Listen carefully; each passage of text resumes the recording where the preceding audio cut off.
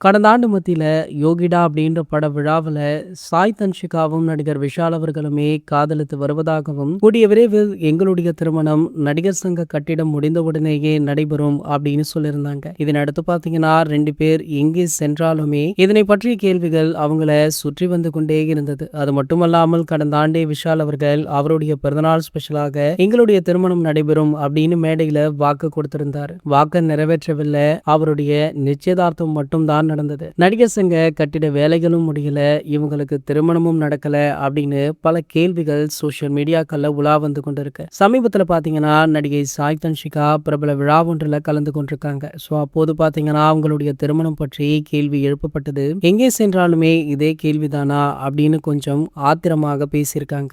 இன்னொரு தரப்பு என்ன சொல்லுது அப்படின்னு பாத்தீங்கன்னா இவங்களுடைய திருமணம் தடைபட்டு விட்டதாகவும் இரு குடும்பத்தாரும் எவ்வளவோ பேச்சுவார்த்தை நடத்தியுமே செட் ஆகவில்லை அப்படின்னுமே சொல்லப்படுது. கூடிய விரைவிலேயே இவங்களுடைய திருமணம் நின்றதாக இருவரில் ஒருவர் அதிகாரப்பூர்வமாக அறிவிப்பார் அப்படின்ற தகவல் வைரலுமே ஆகிட்டு இருக்கு. சோ ஏற்கனவே விஷால் அவர்களுக்கு இதே போல ஒரு திருமணம் நிச்சயதார்த்தம் வரை வந்து பின்பு டிராப் ஆச்சு. அதே போல தற்போது சாய் தன்ஷிகா உடனுமா அப்படின்னு ரசிகர்கள் அச்சத்திலும் இருக்காங்க. இது போன்ற செய்திகளை பத்தி நீங்க உடனே தெரிஞ்சுக்க நம்மளுடைய சேனலை மறக்காம சப்ஸ்கிரைப் பண்ணிக்கோங்க.